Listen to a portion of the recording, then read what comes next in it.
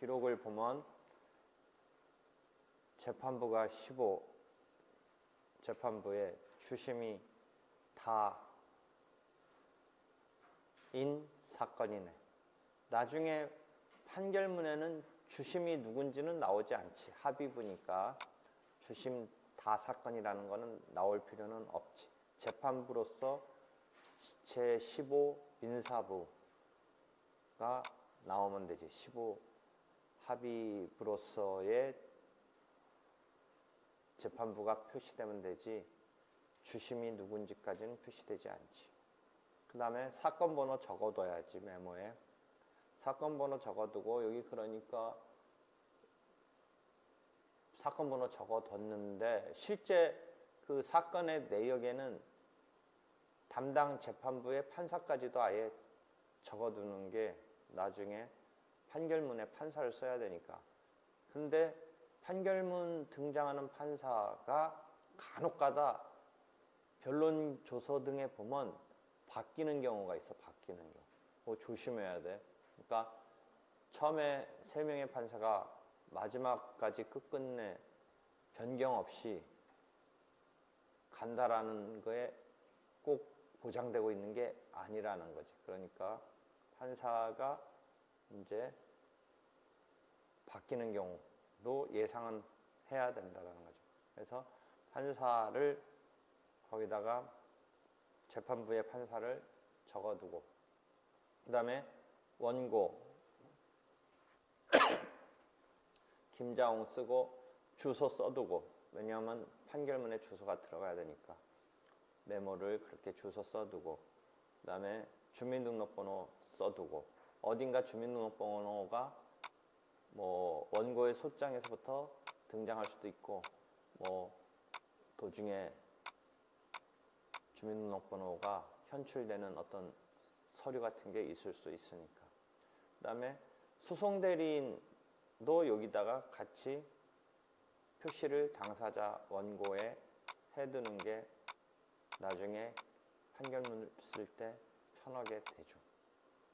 그 다음에 원고 다음에 피고 메모를 했는데, 피고가 3명인 경우로 지금 70-8 기록은 3명인 경우이고, 그 각각에 대해서 청구 취지를 원고의 소장을 보면서 이제 적어둬야겠죠. 그래서 이 청구 취지가 왜 또 필요하냐면, 판결문에 주문 다음에 청구 취지가 기재가 돼요. 주문 다음에 청구 취지가 판결문에 기재가 되니까 기재를 해 놔야겠죠. 그 다음에 이 청구 취지와 청구 취지를 뒷받침하는 청구 원인을 이제 그 다음에 메모를 해 놓고 있는 거죠. 그래서 그렇게 되어 있고, 그 다음에 이 청구 원인이 이제 요건사실에 의한 청구 원인 사실을 일목요연하게 정리를 해야겠죠. 그럼 우리가 이 70-8은 피고 이덕춘에 대해서는 물품 대금 청구이고, 피고 서찬희, 유성현에 대해서는 물품 대금 청구에 대한 보증 채무이죠.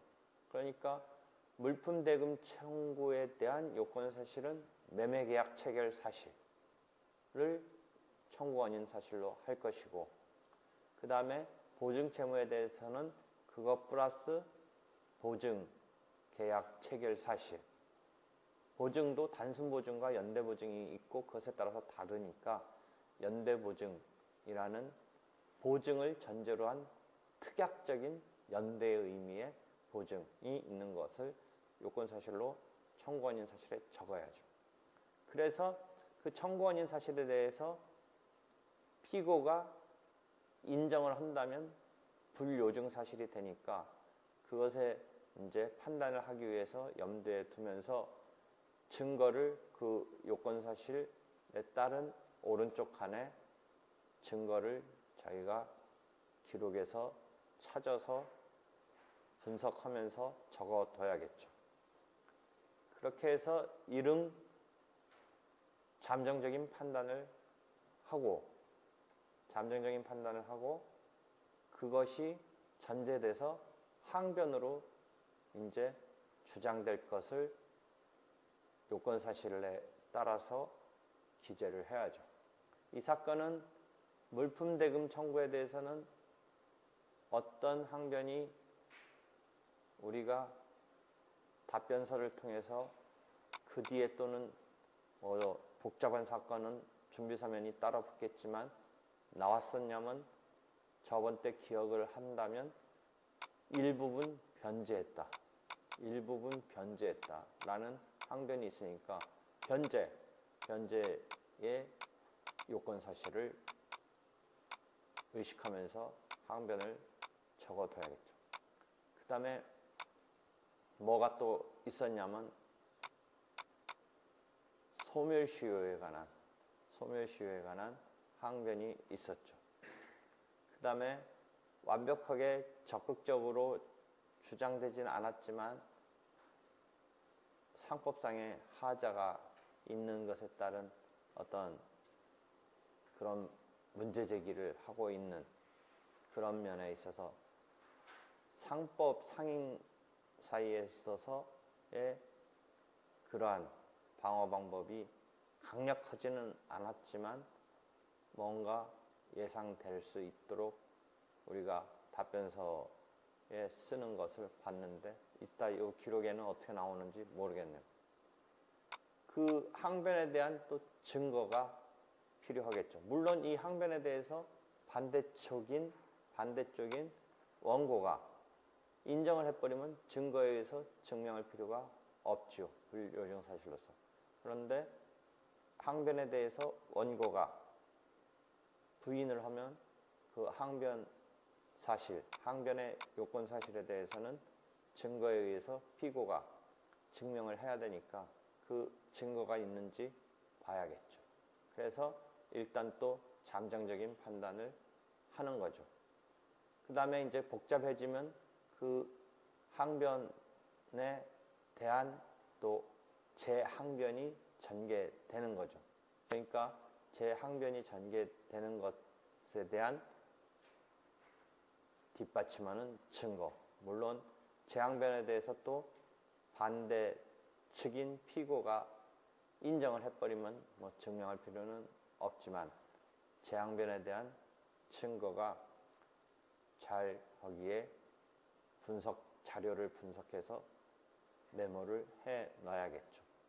그렇게 해서 본다면 이 큰 앞부분 사건은 물품 대금 청구 플러스 피고 서찬이 피고 유성현에 대해서는 연대 보증인으로서 피고들은 연대하여 원고에게 얼마, 근데 그 물품 대금이 두 차례로 나뉘는 상황에서의 청구가 있었던 것을 우리가 봤죠.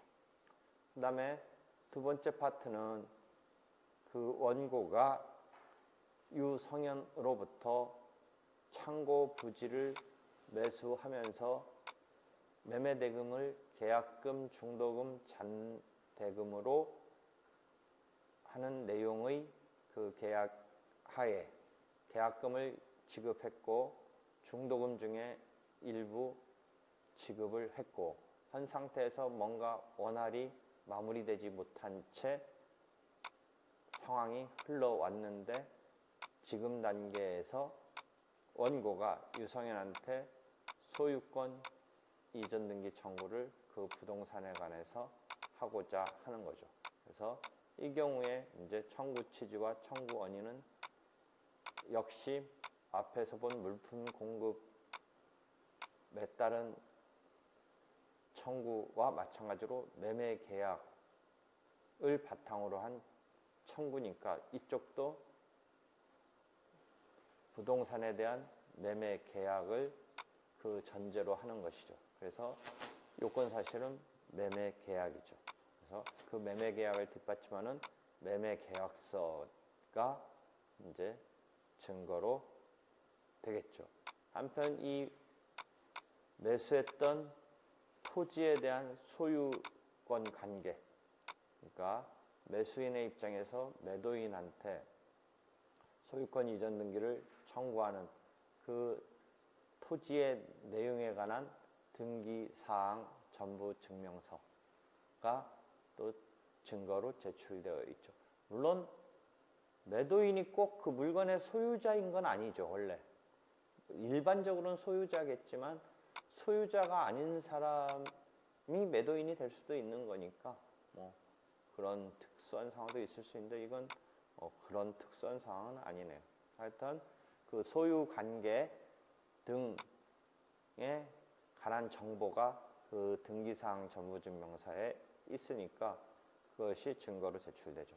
이 경우에 이제 그 증거에 따라서 일단 매매계약이 체결된 게 맞다면 이전 등기를 피고는 원고에게 해줘야 되는데 그 다음 옆 단계에서 항변으로 대금을 중도금 일부와 잔대금을 받지 못했다라는 동시이행 항변을 하는 상황이 펼쳐지니까 그 동시이행의 항변에 관한 내용이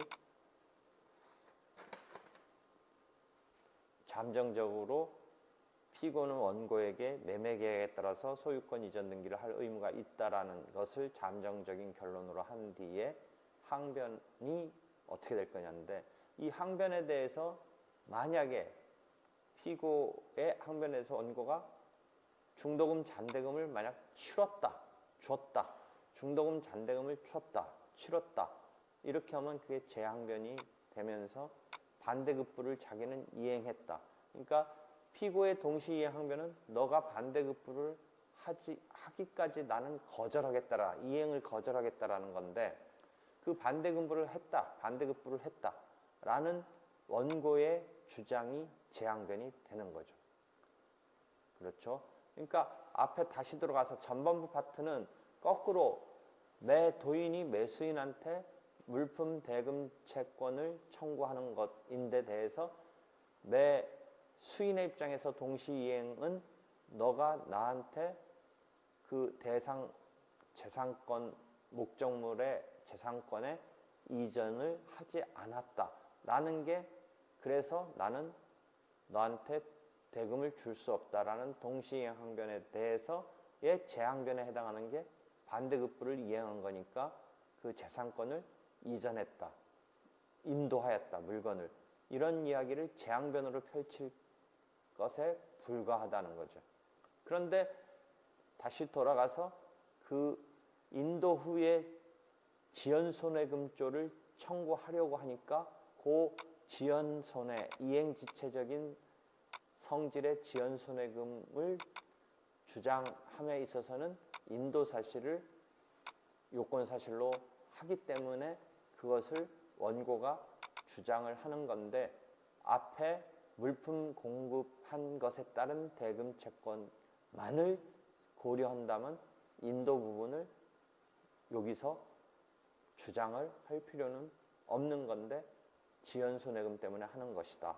그러니까 지연손해금을 청구하지 않고 매매대금만 청구하려면 인도했다라는 것은 재항변적인 사실에 불과한 주장을 지금 미리 하는 거 이게 이제 틀렸다. 뭐 논리적으로는 그런 우리가 분석하에 보는 건데 마침 지연손해금 때문에 함께 요건사실로서 인도했다라는 것을 두 개의 청구에 대한 공통된 요소로 내세우는데 만약 그걸 분리돼서 정확히 본다면 매매 대금 청구에 대해서는 인도한 것은 재항변적인 사실이지 먼저 청구원인 사실로 주장할 것은 아니다. 이 경우는 지연손해금 때문에 같이 공통된 것으로 주장을 하고 있는 것이다. 이 이야기는 계속 반복해서 했죠. 그래서 그 이야기를 반복해서 하면서 나는 또 그 재앙변적인 것을 뭐 굳이 청구원인 단계에서 미리 말한다 한들 뭐 그렇게 뭐 그런가 뭐 이런 의문이라기보다는 논리적인 건 그렇지만 실제는 뭐 그게 그렇게 먼저 말했다고 뭐 그렇게 뭐 이상할까 뭐 이런 생각은 해보는 거죠.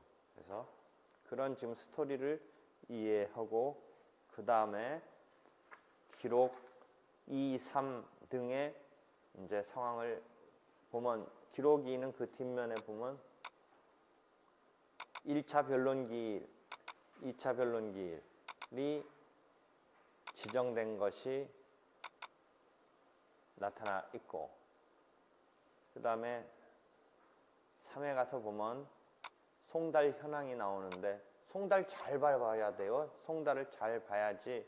왜 우리가 이미 이거 선입관으로 공시송달 상황의 그것을 봤었는데 여기가 계속 이어지는 걸 보면 이덕춘한테는 소장부본과 소송 절차 안내서가 제대로 송달됐고 유성현에 대해서도 제대로 송달됐는데 서찬이의 경우가 저번 때 공시송달 상황의 설정을 했고 공시송달 신청서를 쓰는 것까지를 우리가 봤는데 지금 서찬이가 이사불명으로 송달이 안 됐기 때문에 그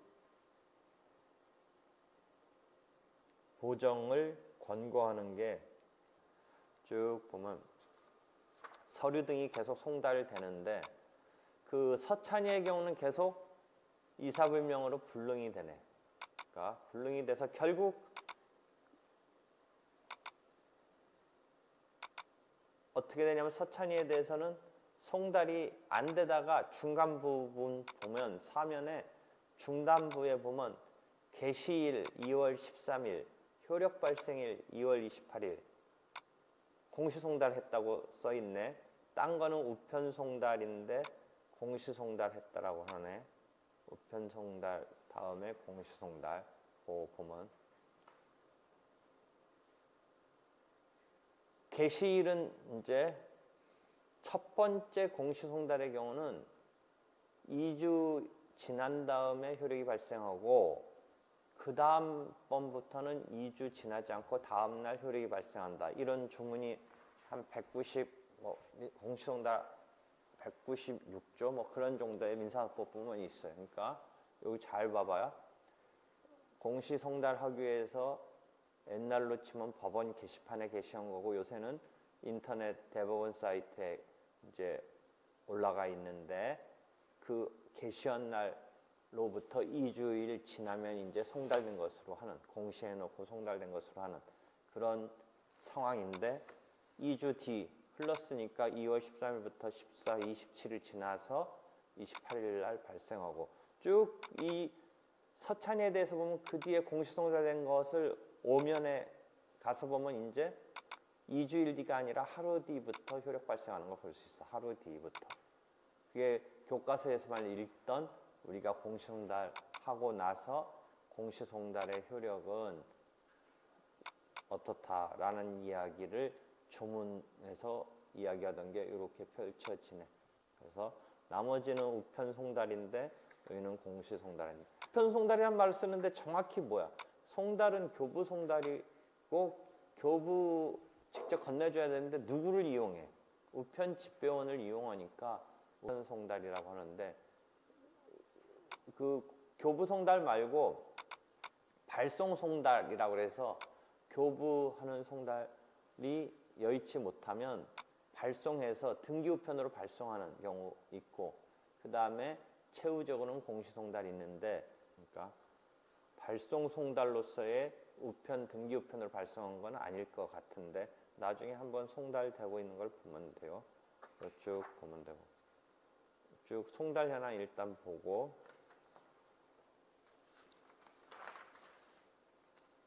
계속 서찬이에 대해서는 공시송달로 하고 있고 그 뒤에는 하루 지나서 효력이 발생하는 그 다음에 이제 목록에 보면 증거 등의 목록이 있으니까 잘 페이지를 표시해둬야 되고, 서증 목록, 공급계약서 성립인정, 각서 성립인정, 토지매매계약서 성립인정, 등기사항 전부증명서 성립인정, 부동산 가압류 결정정보원이 나중에 등장하네. 나중에 보니까 성립인정. 그 다음에 그 가압류 한 것에 아마 등기 관련 증명서 같은데 등기사항 전부증명서 성립인정. 증인진술서가 등장했는데 증인이 이제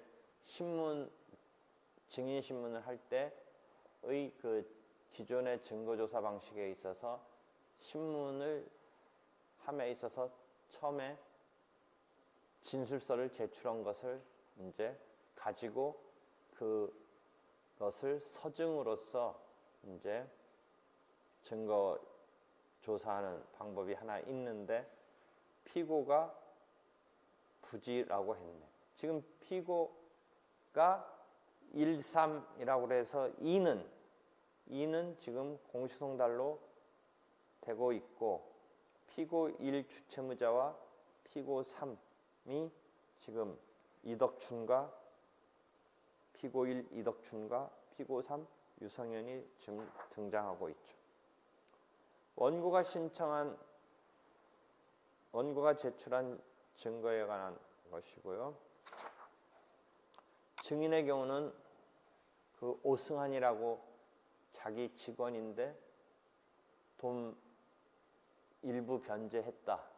즉 직원이 와서 받아갔다. 뭐 피고가 그런 이야기를 한 바가 있지요. 그래서 증인으로 신청을 했고 그 오승환이 증거 조사 방식으로서 증인 진술서를 제출했네요. 그런 내용이 나오네요. 그다음에 소장 해서 보면 이쪽 서증이 하나 더 있네. 서증. 피고가 영수증 일부 갚고 오승환한테 받아뒀다라는 영수증을 피고가 변제 항변의 증거로서 제출을 한 게 서증 목록 3번에 있네요. 그 다음에 그런 목록은 이제 편철된 목록을 잘 보면서 나중에 확인을 해야겠죠. 소장은 원고 피고 물품 대금 등 청구해서 유성현 피고 3한테는 집 주소보다 일단 성원빌딩 201호를 송달 장소로 했네요. 송달 장소로. 청구 취지는 피고들은 연대하여 1억 3천만 원 및 그중 1,300만 원에 대해서는 12월 20일부터 그 다음에 1억 1,700만 원에 대해서는 2009년 1월 6일부터 각 다 갚는 날까지 연 24%의 비율에 의한 지연 손해금을 지급하라. 여기서 요거 변호사는 이렇게 만연히 써왔는데 원래 청구 취지 어떻게 해라? 무색 투명하게 하라. 금원을 지급하여야 되지 지연 손해금이라는 그 내용을 쓰는 건 아니다라고 하는데 이렇게 쓴다 한들 뭐 어떠냐 이거 이 변호사가 훨씬 순박하구만 뭐 이렇게 써줬는데 하여튼 금원을 지급하라. 금원을 지급. 피고 유성현은 원고에게 950평방미터에 관하여 여기도 또 매매 계약을 원인으로 이렇게 하지 말라는 거지. 매매를 원인으로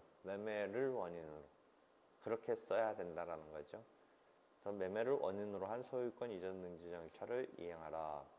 소송 비용은 피고들이 부담한다. 그 다음에 사항도 이 항은 의사의 진술을 명하는 판결을 구하는 신청으로서 가집행 신청을 그러니까 의사의 진술을 명하는 판결을 구하고 있기 때문에 가집행 신청을 하지 않는다 라는 거죠. 라는 판결을 구합니다. 하고서 이제 청구 취지가 됐고, 청구권인은 큰 앞부분은 물품, 대금 등 청구고, 그 다음에 큰 이는 소유권 이전 등기 청구네. 소유권 이전 등기 청구야. 그래서 우리가 이미 앞에서 얘기했던 그런 스토리로 구성되어 있으니까 잘 그 스토리를 떠올려 보면 되지. 그렇게 해서 일단 원고는 소장을 제출했으니까 이 원고의 소장 제출의 내용을 잘 메모를 해놓고, 왜냐하면 원고가 신청하지도 않은 판결을 해주면 안 되는 거죠. 처분권주의상 우리가 단순 이행 청구했을 때 상환 이행 판결까지는 되는데, 실제 여기서는 아마 지금 단순 이행 청구한 청구 취지 2가 그런 예네요. 청구 취지 2가 보면 매매를 원인으로 한 소유권 이전 등기를 소유권 이전 등기 절차를 이행하라. 여기 절차 넣어야겠네. 하여튼 소유권 이전 등기 절차를 이행하라. 뭐 이렇게 되어 있는 것에 대해서 나중에 피고가 중도금 일부와 잔대금에 대한 동시이행 항변을 하니까 상환 이행 판결로서 판결문에는 받은 그것을 받고 나서가 아니라 받음과 동시에 소유권 이전 등기 절차를 이행하라, 이런 식으로 상환 이행 판결이 내려지니까 원고의 취지에 비춰서 우리가 말하는 이 상환 이행 판결을 할 수 있겠는가, 원고의 청구 취지에 비춰서 신청 범위를 넘어서는 거냐, 뭐 신청 범위와 이질적인 것이냐의 처분권주의의 문제에 있어서 이런 경우에 무방하다, 뭐 이런 이야기를 했던 것이죠. 그런데 이제 소장을 쓰는 변호사 시험의 예에서는 일부라도 기각되지 않도록 쓰라고 하니까, 그 다음에 저번 때 우리도 변호사 입장에서는 주는 것을 전제로 한 이 청구 취지를 써야 된다라고 한 것이죠. 근데 지금 그 부분은 원고가 이렇게 들었어도 상환 이행 판결을 하고, 그 부분에 대해서는 결국 일부 기각되겠죠. 그래서 그런 상황인 것을 이해하고 읽어 나가면 되죠. 송달료가 납부됐네요. 이 송달료는 그 은행에다 납부해요. 보통 은행에 있는 그 법원에 있는 은행이 원래 조흥은행이었는데 조흥은행이 신한은행으로 바뀌어서 지금 신한은행이 되어 있네. 송달료는 그 소장, 부본, 그 다음에 그 뒤에 서류 등 송달하는 것을 대충 원고 피고 합쳐서 뭐 10회분, 20회분, 합의분은 20회인가 뭐 10회, 나 정확히 모르겠다. 그리고 그 등기 우편으로 한번 가는 것 플러스 해서 한 회분이 한 뭐 3천 얼마씩이야. 등기가 예를 들어 한 2천 얼마고 해서 그 다음에 1,000 얼마 붙여서 송달하는 게 한 번당 뭐 조금씩 인상되는데 3천 얼마고 해서 원피고 수에 곱하기 10회분, 20회분 해서 일단 예납을 해. 예납을 하면 이제 이걸 갖고 쓰고 나중에 다 안 썼거나, 아니면 극단적인 경우는, 특이한 경우는 오히려 더 송달이 많이 필요한 경우도 있을 때는 더 내라고 하겠지만, 대부분 이제 10회분, 정확히 내가 10회분인지 20회분인지를, 소액 사건은 조금 횟수분이 작고 단독 사건은 조금 더 이제 그 어느 정도에 맞추고, 합의 사건은 조금 더 몇 회 더 뭐 10회였는지 20회였는지 원피고에서 그렇게 해서 내는 거야. 그러면 나중에 소송 끝나면 쓴 것 빼고 예납 받았으니까 돌려줘야 되잖아. 요새는 이렇게 해서 보면 여기 잔액 환급 계좌번호 이런 거 쓰는 거 있어. 잔액 거기 보면 나중에 남는 거 어디다 보내냐 하면 자동으로 알아서 돌아오는데, 그 납부서 중간에 보면 나오잖아. 거기다가 자기가 써내. 그 다음에 민사소송 절차 안내가 따라 붙는다라고 그랬죠. 민사소송 절차 안내가. 그다음에 요약 쟁점 정리 서면을 내라. 뭐 이렇게 되어 있네요. 여기 13면에 요약해서 정리 서면을 내라. 그다음에 14면에 아까 말한 보정 권고가 소장에 인용한 서증을 제출하지 아니한 채 어떻게 됐나 보죠. 우리가 소장을 보면 입증 방법으로는 제시되고 있고 첨부 서류로는 없네요. 부본까지만 있고. 그때 우리가 소장 쓸 때는 뭐가 있었어요? 위 입증 방법 피고수 플러스 법원용에서 네 통인가 냈던 거가 있었잖아요. 그때는. 그죠? 근데 지금 여기 판결문 쓰라고 낸 기록에는 소장 부본 3통은 있는데 입증 방법에 대해서는 안 나와 있죠. 첨부하지 않고 있죠. 그러니까 그것에 대해서 보정이 내려졌네요. 근데 실은 옛날 관행적으로는 왜 이러냐? 꼭 첫날 증거를 다 제출하는 것으로 하지 않았었던 흐름이었었어요. 근데 요새는 처음에 집중적으로 사본 증거 쓸 거 다 내려가고 민사소송 규칙 등에 이렇게 규정을 두고 있고 처음부터 이 쟁점을 조기화해서 집중적인 심리로 끌어가기 위한 이런 규정을 많이 규칙 등에 두고 있죠. 그래서 지금 사본이 첨부되어 있지 않으니까 내라고 했네요. 그 다음에 소송의임장 제출했죠. 소송의임장이 제출됐죠. 왜냐하면 의임장 대리 이것은 서면으로 증명하라 이렇게 되어 있죠. 서면으로. 증거 신청해서 이제 증거를 신청하네. 그 갑오증의 증거를 신청하네. 그 다음에 그 일목요연하게 증거설명서를 거기다가 만들었네. 표로. 증거설명서를 표로 만들었네. 일목요연하게. 이렇게 되니까 이 증거가 뭐를 증명하고자 하는 건지 나오네.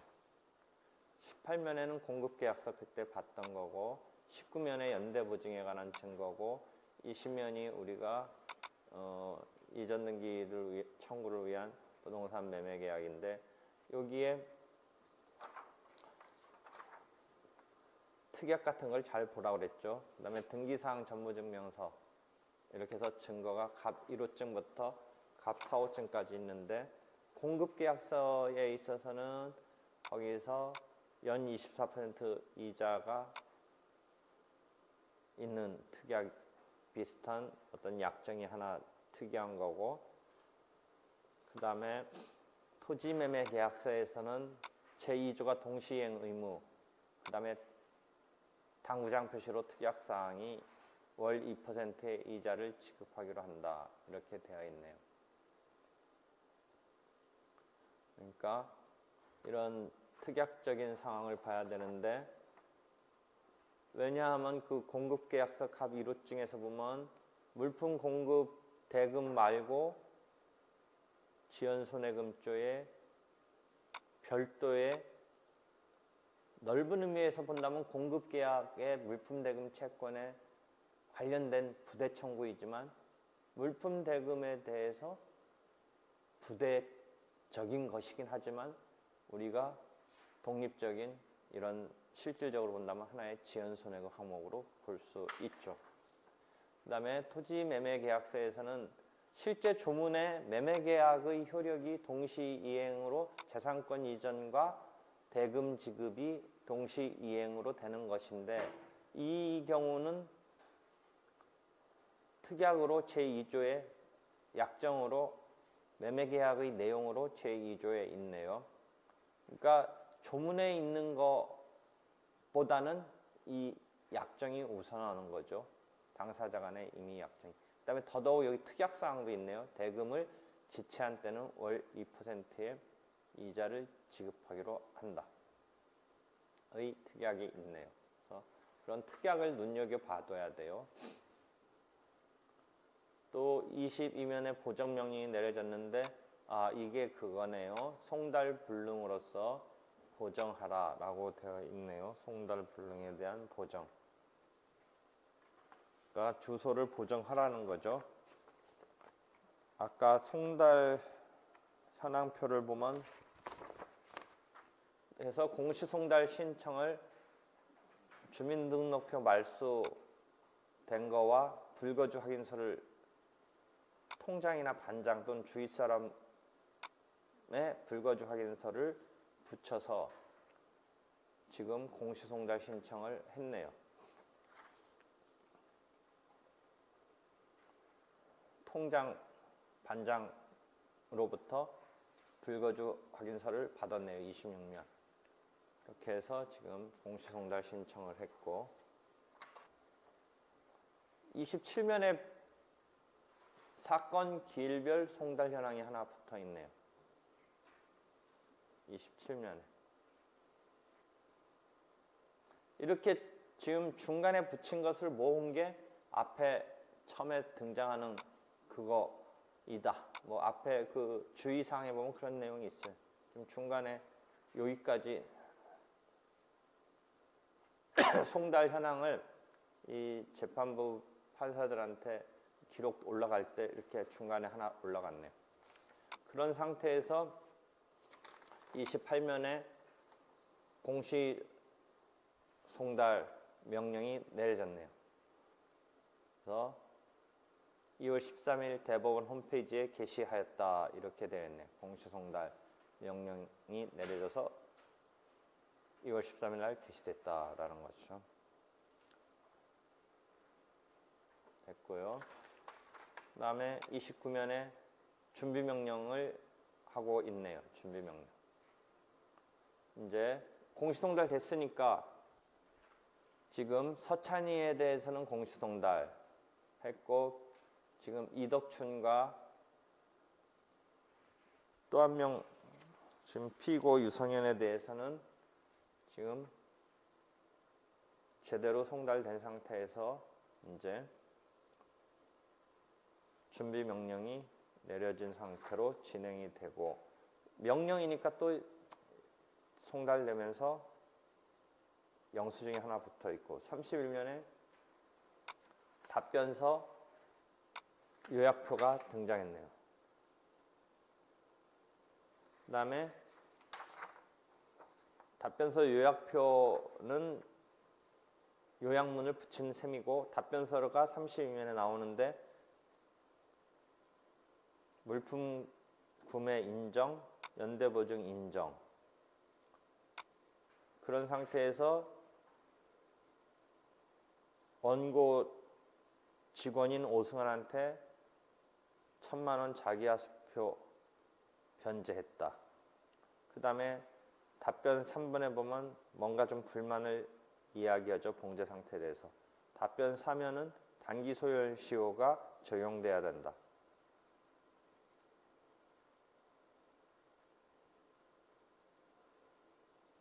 그 다음에 5번은 조금 변제기한을 유예해달라. 뭐 이런 답변을 했네요. 변제기한 유예. 5번 같은 것 때문에 실은 5번 같은 경우는 불쌍한 척 하니까 자기가 갚긴 갚아야 되는데 지금 형편이 안 좋다니까 이런 거는 화해 조정이 될 가능성이 있는 거예요. 화해나 조정이 5번 같은 상황은 그런 거가 염두에 둘 수 있는 표현이죠. 그래서 34면에 1,000만 원 영수했다는 오승환의 영수증 받은 것을 답변서의 증거로 지금 첨부했죠. 그 다음에 유성현의 답변서가 지금 나오네요. 지금 앞에 거는 둘이 같이 답변을 한 게 아니라 피고 이덕춘이 했고 그 다음에 여기서는 유성현이 한 거네요.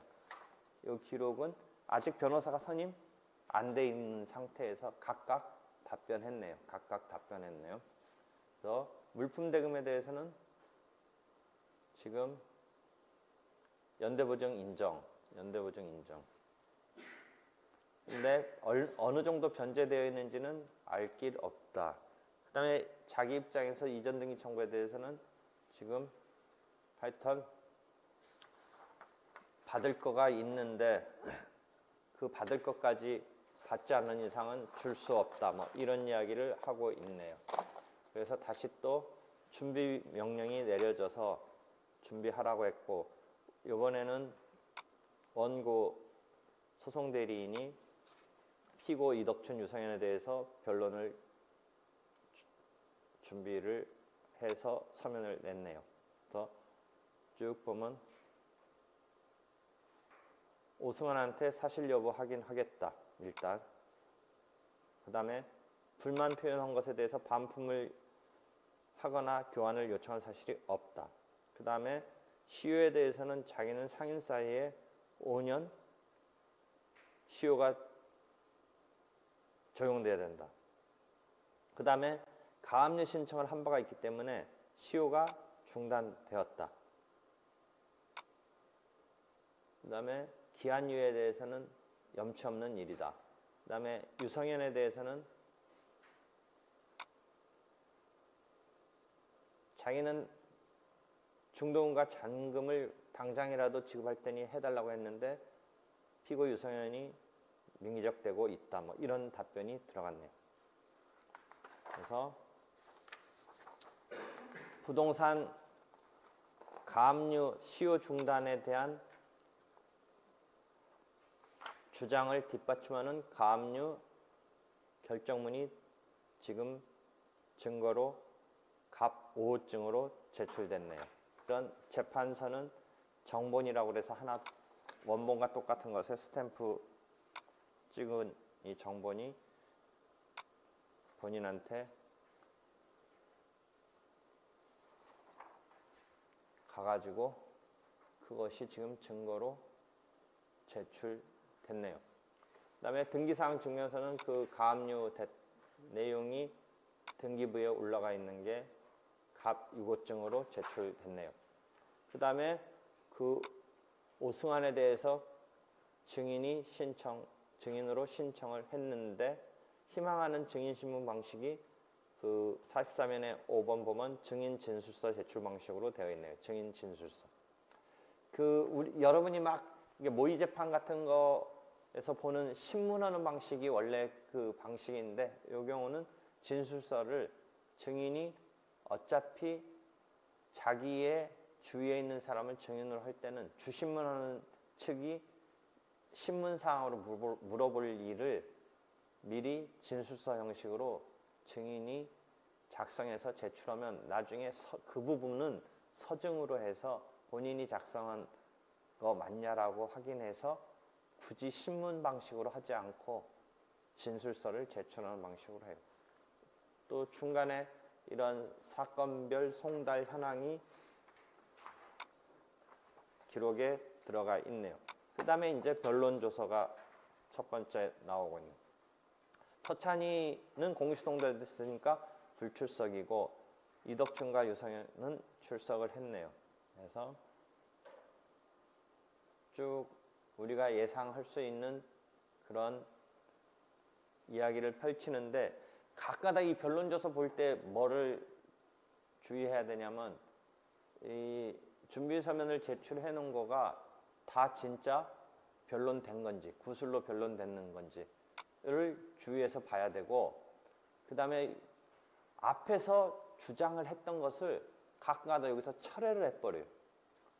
철회를 하니까 앞에서 그런 주장했었다라는 게 중간에 어디서 쓱 없어지는 거예요. 판결문 쓸 때는 다루면 안 되는 거예요. 그러니까 그런 게 포인트예요. 그러니까 변론에서 지금 서면으로 제출됐던 것이 주장되고 있는 건지, 또 앞에서 우리가 주장됐다고 인식하고 있는 게 여기서 갑자기 철회되고 이런 상황도 있으니까 그걸 잘 봐야 해요.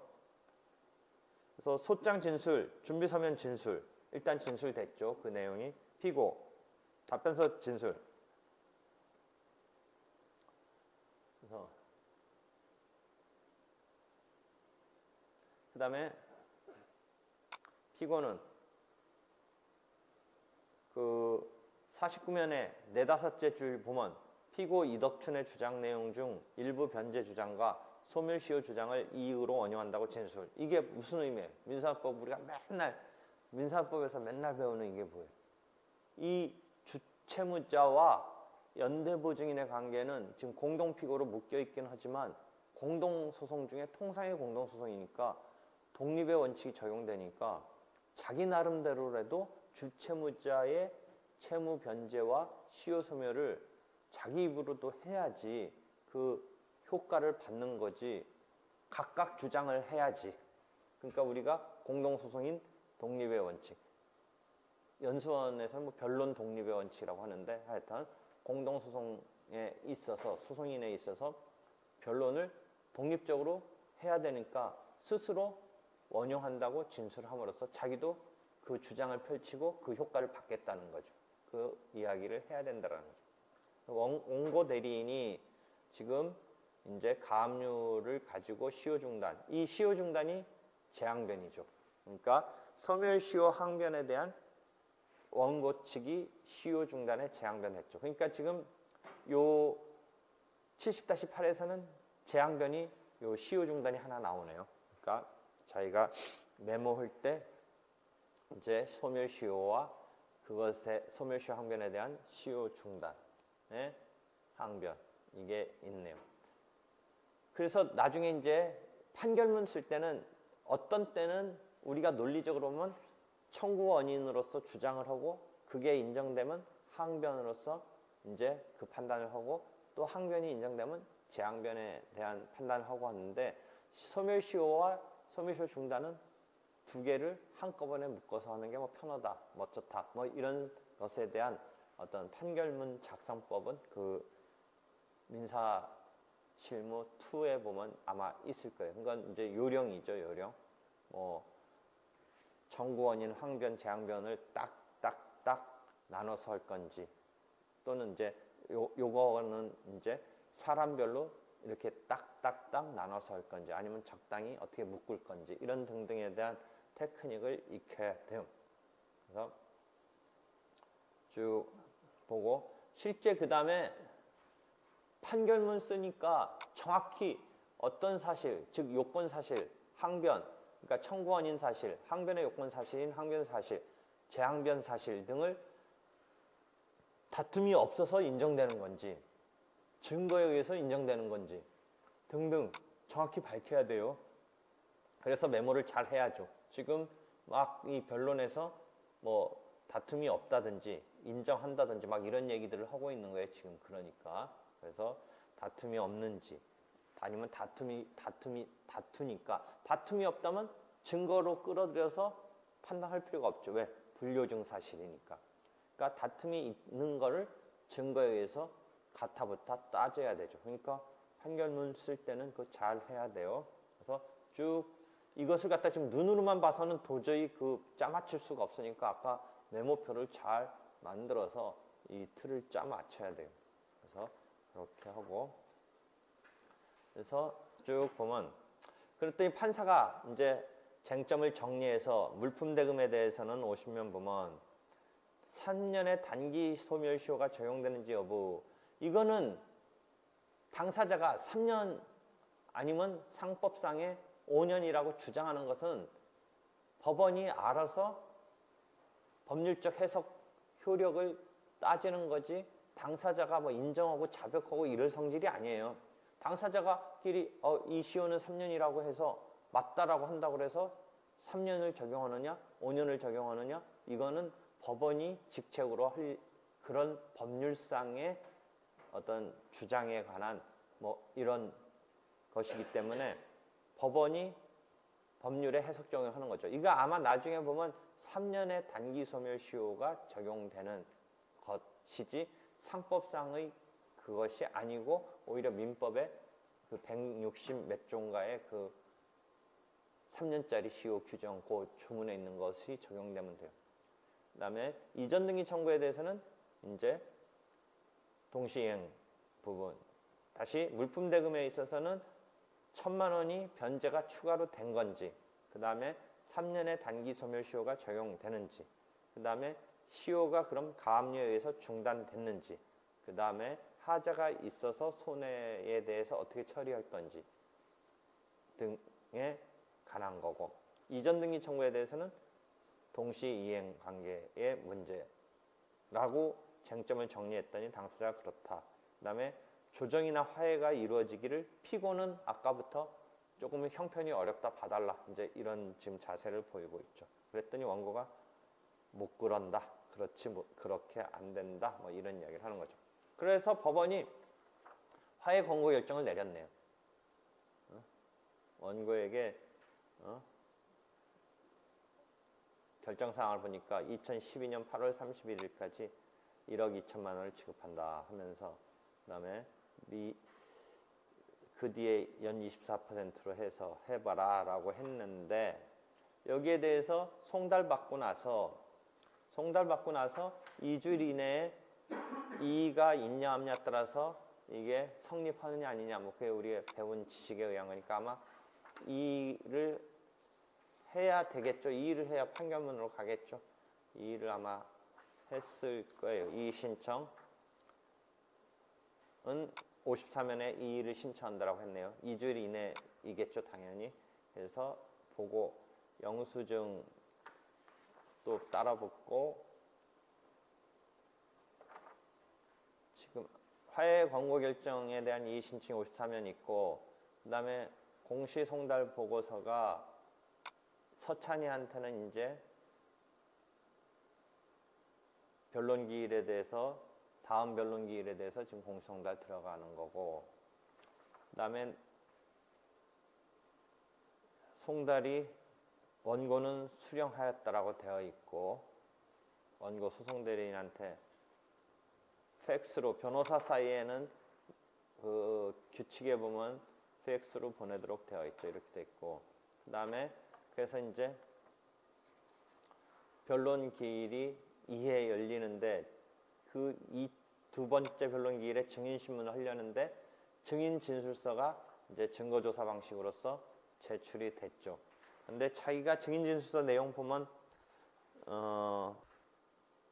그 기본적인 내용에 대해서는 증인 진술을 했고, 증인 진술에 담을 내용이 신문에 있어서 질문 방식으로 하는 것에 증명하려는 것을 담는 것으로 이 진술서 방식이 다 그 내용이 담겨버리는 이런 상황으로 하는 방법은 적절하지가 않아요. 여기는 증인 진술서적인 내용이 담겨야 되는 것은 그 기본적인 전제되는 사실을 굳이 신문이라는 방식으로 할 필요 없기 때문에 그 부분에 대해서는 진술서로 내는 것인, 그런 정도에 그쳐야 돼요. 그 다음에 다시 공시송달 되는 거, 서찬이한테는 계속돼서 두 차례 2차, 제2차 두 번째 변론기일이 열렸네요. 그래서 역시 서찬이는 출석하지 않았고, 증인이 출석해서 이제 증거관계 별지와 같음, 그 다음에 증인 신문 등을 했는데, 신문을 하고 변론이 종결됐네요. 변론이 종결됐어요. 그래서 변론이 종결됐고, 증인 신문 65년 상황을 보면 각 제7호증이 증인 진술서예요. 증인 진술서는 서증이에요. 여러분이 교과서, 민사소법 교과서 읽다 보면 증인 조사 방식은 증인 진술서 방식이 있고, 증인 신문 방식이 있고, 그다음에 서면에 의한 증언이라는 게 있다라고 했어요. 서면에 의한 증언. 서면에 의한 증언은 의사가 뭐 자기 발행한 진단서의 진정 성립 같은 것 정도를 증언하기 위해서 법정에서의 출석해서 증거조사하는 것보다는 서면으로 그냥 해도 무방한 거 아니냐 해서 서면에 의한 증언을 인정하고 있는데, 그 교과서 읽다 보면 서면에 의한 증언은 그 자체가 증언이고, 증인 진술서는 서증이다, 이런 표현 나와요. 서증이다. 증인 진술서는 서증이니까 다시 네가 쓴 거 맞냐라고 서증으로 지금 하고 있는 그 장면을 볼 수 있어요. 증인은 증인신문 사항에 관하여 진술서를 작성한 일이 있습니다 그러니까 있습니까? 물어봤었는데 예한 거를 이렇게 지금 표현한 거예요. 그래서 갑 제7호증이 이 증인 진술서예요. 증인 진술서를 제시하고 이게 증인이 작성한 진술서인데 거기서 기본적으로 진술서에 담긴 사항은 이것으로 가름해서 그런 신문을 한 것처럼 취급되는 거예요. 증인 진술서에 담긴 내용은 그런 아까 그래도 한 페이지 정도의 어떤 내용이 이렇게 신문에 의해서 신문된 것처럼 이제 넘어가는 거예요. 그 다음에 이제 본격적으로 이제 신문을 하는 그 장면이 쭉 되는데 결국 보면 보고를 제대로 하지 않았다, 받은 거 맞다, 뭐 지금 이런 거니까 이 증인의 증언에 따른다면 어떻게 되겠어요? 1,000만 원 추가 변제가 있었던 거죠. 1,000만 원 추가 변제가 있었던 거죠. 이 증인이 그렇게 얘기하죠. 오승환이. 그래서 증인이 되고 그 다음에 판결 선고 기일이 2012년 5월 17일이네요. 판결 선고 기일. 그러니까 판결 선고 기일 2012년 5월 17일로 잡혀 있고 공시송달이 그렇게 해서 됐네요. 이 서찬이에 대해서는 그렇게 했으면 이제 메모를 그렇게 다 한 거에 기초를 해서 판결문 제일 위에 중앙 타이틀로 서울중앙지방법원 아까 제15 민사부 주심 다 같은 건 고려하지 않고 판결이라고 하는 이 타이틀 있고 사건 번호 있고 사건명 있고 원고 피고 있고 그 다음에 원고 피고 다음에 변론 종결일과 판결 선고일을 써야 돼요. 변론 종결일과 판결 선고일. 그러니까 아까 메모할 때 그 적어 놨었어야 돼요. 쭉 보면서 판결 선고는 지금 2012년 5월 17일이죠. 2012년 5월 17일. 그 다음에 주문은 청구 취지에서 우리가 거의 이제 생각해가면서 반격 중에 인정할 거니까 물품 대금에서는 1,000만 원 변제 인정해줘야 되고 그 다음에 시효는 어떻게 될 것 같아요?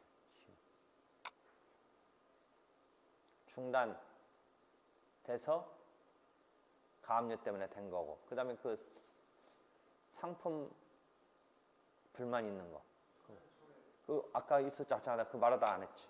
어디 있죠? 역시 하자가 있었다는 중간주장은 좀 말로만 불만이었지 사실상 그냥 뭐 뚜렷하게 뭐를 못하고 그러니까 철회한다고 했죠. 그러니까 그 부분은 이제 제거됐네요. 그랬을 때 그 다음에 두 번째 청구에 대해서는 동시행변은 법리적으로 뭐 그건 인정하죠. 중도금 일부 안 갚은 거랑 잔금 남은 거 인정한 상태에서 법리적으로 어디까지 지금 동시행행 때문에 더 이상 중도금을 늦게 주는 것에 대해서는 어디서까지만 늦게 준 것에 대해서 지연 손해를 하면 되냐면 잔금해서의 동시행 그 상황에서까지의 이제 지연 손해금 붙이면 되죠. 그래서 그때 우리가 계산한 게 1억 2,040만 원인가 였죠. 그래서 1억 2,040만 원을 지급받음과 동시에 매매를 원인으로 한 소유권 이전 등기 절차를 이행하라 이렇게 되는 건데 그 기본적인 건 이제 우리가 다 됐고 이제 판결문 쓰는 건 쓰는 건데 하나 여기서 중요한 포인트는 뭐예요? 피고 중에 이 아까 공동소송인 독립 원칙 때문에 누구는 지금 아까 누구죠? 유성현은 그래도 자기 이익으로 원용하면서 지금 우리가 피고 측이 방어 펼친 것을 자기의 이익으로 원용하면서 혜택을 볼 수 있게끔 해놨는데 효력을 받을 수 있게끔 해놨는데 누구냐면 이 서찬이는 공시송 달라고 안 오고 불출석했는데 그렇다고 자백간주적인 상황은 아니라고 그랬죠. 왜? 공시송달로 송달받은 경우는 자백간주로 되는 건 아니고 그럼 실제 공시송달의 경우는 어떻게 절차가 진행되냐면 증명을 해 나가는 거예요. 자백이 아니니까 증명을 해줘야 되는데 이 증거에 의해서 판단되는 것을 그대로 한다면 서찬이한테 지금 빵꾸가 나오고 있어요. 주장을 안 하고 있는 부분이죠. 뭐가 주장 안 되고 있어요? 일부 변제 주장 안 됐잖아요. 일부 변제. 그렇잖아요. 그러니까 일부 변제.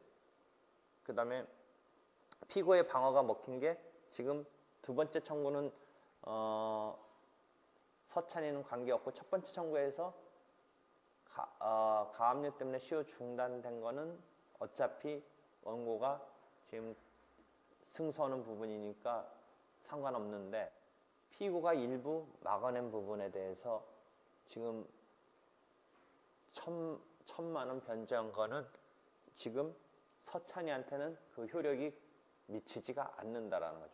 그러니까 주문에서 그게 차이가 나요. 주문에서. 그래서 주문이 피고 서찬이는 다 해야 돼요. 다.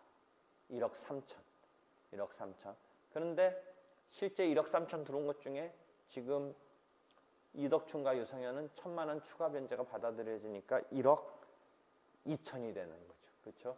그래서 1억 2천으로 해서 1,000만 원 빼고 소장의 청구 취지처럼 맞춰서 두 파트로 나뉘면 되는 건데 그것만 차이가 나면 되겠네. 1억 3천에 대해서 하고 1,300만 원은 2008년 12월 20일부터고 1억 1,700만 원에 대해서는 2009년 1월 6일부터고 각 다 갚는 날까지 연 24%의 비율에 의한 금원을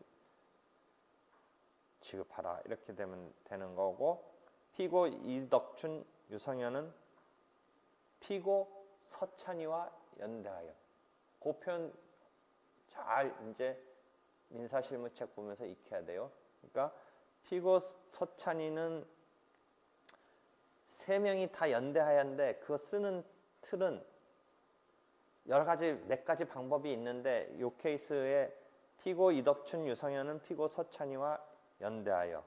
피고 서찬이는 이제 자기 나름대로 이렇게 해서 줘라. 이런 식으로 지금 금액이 서로 틀려버리니까 서찬이와 그런 부분에서 그 쓰는 방법을 어떻게 쓸 건지 그 민사실무 투책을 보면서 익혀야 되는데 일단 판결문 쓰는 형식은 그렇게 해서 익히는 수밖에 없어요. 그래서 금액이 지금 틀려요. 두 사람이. 그래서 그런 정도 이해를 하고요. 만약에 이게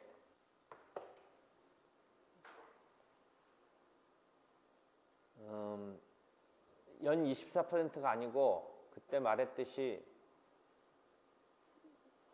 약정 지연손해 이자가 없다면 어떻게 되냐면 소장 부본 송달일까지는 연 5%고 연 6%고 상사니까 소장 부분 송달 다음 날부터는 다 갚은 때까지는 연 20%가 되는데 마침 이 경우는 연 24%니까 굳이 소촉법을 적용할 필요가 없는데 만약에 피고가 항쟁함이 상당하다면 그 소촉법의 적용을 판결 선고시까지 뒤로 밀어주죠. 그렇죠? 판결 선고시까지. 그래서 그런 등등의 그 논리까지를 이해하면 되겠죠. 되겠어요? 그 다음에 실제 판결문 쓰는 거는 이제 그렇게 해서 써봐요. 오늘 가서 주말에 또 써봐. 이해되겠죠?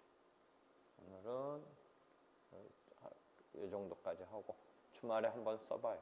주말에. 그 다음에 무슨 문제 하나가 더 보충 문제로 아까 있던데 가압류가 있으니까 하고서 그 첫 관련 문제라고 해서 로마자 2번에 보면 관련 문제라고 그래서 로마자 2번에 봤어요? 앞에서 두 번째 제일 먼저 일러두기 다음 보면 이 사건에서 소의 이승현이 원고를 채무자로 피고 이덕춘을 제3채무자로 해서 그 원고의 이덕춘에 대한 물품 대금에 대해서 가압류를 했기 때문에 피고는 못 갚겠다. 해제되지 않는 한 못 주겠다라고 할 때 판결문에서 어떻게 하냐. 가압류의 경우는 금전채권에 대해서 가압류가 됐을 때는 부동산 등기 관련해서 부동산에 대해서 가압류, 이전 등기 청구에 대해서 가압류한 경우, 이전 등기 청구권에 대해서 가압류한 경우는 좀 틀린데, 일반적인 이런 가압류는 언뜻 가압류가 됐으니까 지금 어떤 상황이냐면, 자주 로스쿨에서 물어보는데, 지금 원고가 피고한테 물품 대금 채권을 청구하는데, 요 채권을 원고의 채권자 이승연이 가압류를 했어요. 우리가 저번 때 얘기했던 가압류는 누구예요? 여기 피고 누구의 은행 예금에 대해서 원고가 가압류한 경우죠. 채권 가압류 설명을 했죠. 그러니까 이 경우는 이 사람의 채권자가 이 채권을 가압류한 거예요. 똑같은 거예요. 그러니까 그때 유성현의 신한은행에 대한 요 예금 채권을 원고가 가압류한 요 예금 채권에 대해서 가압류한, 그러니까 채무자의 제3채무자에 대한 채권을 가압류한 경우인데, 여기는 가압류, 여기서 원고의 채권자가 원고의 이 피고에 대한 채권을 가압류했는데, 보통 피고가 뭐라고 하냐면, 너한테 지금 내가 갚아야 될 채권이 가압류됐으니까 너한테 이거 줄 수 없다, 이런 이야기를 하는 거예요. 그러니까 그냥 일반적으로 우리가 일반 사람이 생각할 때도 내가 갚아야 될 돈에 대해서 누군가가, 너의 채권자 누군가가 이거 가압류가 있으니까 너한테 이거 줬다가 내가 중간에 그 사람한테 뭐 다시 봉변당하지 않겠나, 뭐 이런 생각을 당연히 하겠죠. 그 사람이 또 달라고 했을 때 이게 그 사람한테 줘야 되는 건지 이거 갚아도 되는 건지 뭐 이런 어떤 생각을 하는 게 보통 있단 말이죠. 그러니까 지금 피고가 너가 지금 나한테 소송해서 달라고 하는데 네 채권자가 이걸 가압류했으니까 내가 이거 선뜻 너한테 줬다가는 내가 중간에 어떤 봉변 당할지 모르는데 라는 이야기를 하는 거예요. 그러니까 이 가압류를 해제해서 너한테 주는 것에 대해서 아무 제한이나 이게 없으면 모를까, 이 가압류 걸려 있는 것에 대해서 내가 너한테 주면 어떻게 되겠냐, 나중에 이 사람이 그러면 지금 가압류 걸었으면 이거 묶어뒀는데 내가 이거 너한테 줘도 되는 거냐, 나 못 주겠다, 뭐 이 이야기를 하는 거예요. 그렇지만 판결은 이거는 상관없어요. 단순 인용을 해도 돼요. 단순 인용을. 다만 아까 이 원고의 이 피고에 대한 이전 등기 청구권에 이 원고의 채권자가 가압류를 했을 때는 이 경우는 그냥 단순 인용을 하면 안 되고, 단순 인용 판결을 해주면 안 되고, 해제를 조건으로 한 일부 인용, 그러니까 무조건은 안 되고 해제를 하는 것을 조건으로는 피고가 원고한테 이전 등기 청구를 절차를 이행하라 라는 판결을 해제를 조건으로 하는 것인데, 지금 금전채권에 대해서는 이 표현대로 해제되지 않는 한 청구할 수 없다고 다투는 경우 판결에서 설시할 피고 이덕춘의 주장에 대한 판단은, 이 주장은 상관없어요. 단순 인용 판결을 해줘도 돼요. 이 채권에 대해서는 단순 인용 판결을 해도 된다. 근데 요 금전 채권에 대한 게 아니고 이전 등기 청구권에 가압류 걸렸을 때는 요 해제를 조건으로 이행하라, 소유권 이전 등기 절차를 이행하라, 이렇게 되는 차이는 있는데, 지금 소유권 이전 등기 청구에 대한 가압류 건 게 아니니까, 소유권 이전 등기 청구권에 대한 가압류 건 게 아니니까 이 경우는 단순 인용이 된다요. 그래서 되게 많이 물어봐요. 이 가압류의 대상이 그냥 채권이냐 이전 등기 청구권이냐에 따라서 그냥 채권이면 단순 인용 판결을 한다. 이거고. 또 이거와 관련해서 자주 물어보는 건 이 원고가 피고한테 이렇게 했을 때는 단순 인용이라는 거니까 원고와 청구함에 있어서 아무런 지장이 없는 건데 이 가압류 단계에서 이제 저번 때 말했듯이 이제 아예 압류하고 추심 명령까지 이 사람이 받았어요. 이제 추심 명령까지 받았어요. 그러면 이 채권에 대해서 이 사람이 추심 명령 받았으니까 이 사람이 이제 이렇게 해서 추심을 받는데 추심 명령 받았는데도 불구하고 원고가 피고한테 이 그림은 원고 피고라고 해서 좀 이상한데 다시요. 이것을 X, Y라고 했을 때 Z라는 X의 채권자가 X가 Y한테 받을 채권에 대해서 추심 명령을 받았어요. 압류 및 추심 명령을 받았어요. 그러니까 채권자 대의 소송하고 추심 명령은 비슷한 틀이라고 그랬죠. 이게 대의 소송을 내듯이 추심 청구를 Z가 이제 Y를 상대로 해서 추심해서 받는 거죠. 그런데 이런 추심 명령이 있었음에도 불구하고 X가 Y를 상대로 청구를 하면 지금 이런 상황처럼 청구를 하고 있을 때 추심 명령이 내려지는 단계에서는 오히려 X는 Y한테 청구함에 있어서 당사자 적격이 없어요. 당사자 적격이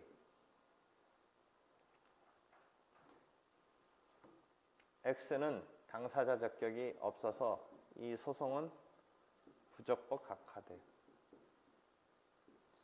자주 물어봐요. 그러니까 다시 정리하면 그 채권에 대해서 가압류가 걸려있는 상태 정도에서는 X가 Y한테 청구함에 지장이 없고 단순 인용 판결을 함에 대해서 이게 가압류 단계가 아니라 추심 명령 단계까지 갔을 때는 오히려 X가 Y한테 청구하는 것은 부적법 각하된다. 부적법 각하된다. 그런 차이가 있어요. 오늘 여기까지 하고 질문 있으면 해봐요. 질문 있으면. 주말에 한번 판결문 써봐요, 이제.